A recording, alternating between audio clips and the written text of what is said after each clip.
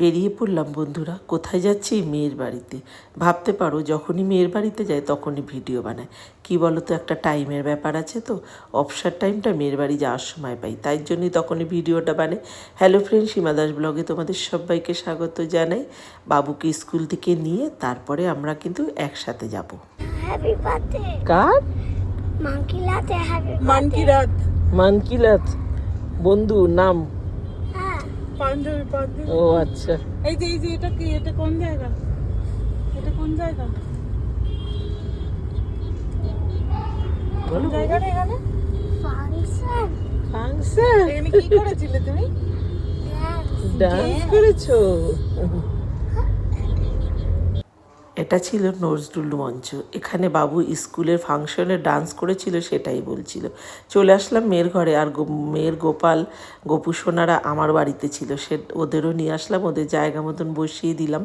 তারপরে এখানে দেখো ব্রেকফাস্ট করে আসিনি, মেয়ে এদিকে বানিয়ে, কালকে ছিল শিবরাত্রির, তা শিবরাত্রিরে না আমার মেয়ে সাবুর খিচুড়িটা খায়। তা আমি বলেছিলাম আমার জন্য একটু রাখবি, আমি আবার ভেজানো সাবুটা খাই, তার জন্য আমি বললাম আমার জন্য সাবুর খিচুড়িটা রাখিস। এদিকে ব্রেড পিৎজা বানিয়েছিল, সেটাও দেখো কতটা নিয়ে এসছে, আর ওদিকে সাবুর খিচুড়ি রেখেছে। সব কি খাওয়া যায় বলো এতটা?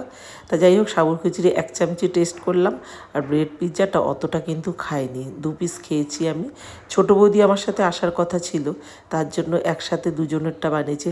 কোনো একটা কারণবশত ছোটো বৌদি আসতে পারে। এদিকে দেখো মেয়েই রান্নাবান্না করছে, বাবুকে দিয়ে সে স্কুল থেকে বাড়িতে এসেছিল, তারপরে একটু রান্না করে নিল। আর এদিকে বাবুর খুশিটা দেখো, আর এসছে মানে ওর ঘরে নিয়ে এসছে নতুন একটা খেলনার মানে সেট এনেছে, ডাইনোসরের পুরো পরিবার, তার মধ্যে ডিমও ছিল, সেটা আমাকে একটু দেখালো।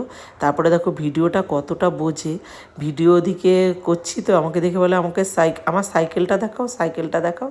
তারপরে চলে আসলাম মেয়ের এই বারান্দাটায়। এই বারান্দাটায় আসলে যেন মনটা একদম ভালো হয়ে যায়, এত সুন্দর ভিউ। আগের ভিডিওতে তোমাদের অনেকবারই দেখিয়েছি, তবে এবারেও একটুখানি দেখাবো লাস্টের দিকে। মেয়ের এই জামা কাপড়গুলো সব শুকিয়ে গেছে, তুলে নিলাম। মেয়ে ওদিকে রান্নাবান্না করছে, আমি এদিকে করে নিলাম। আমি বাড়ির থেকে স্নান টান করে পুজো করে সব কিছু করেই চলে এসেছি। তা আমার ওই জন্য কাজকর্মটা কম আছে, তার জন্য মেয়ে ওদিকে রান্না করছে, আর কাজ তো বেশি নেই।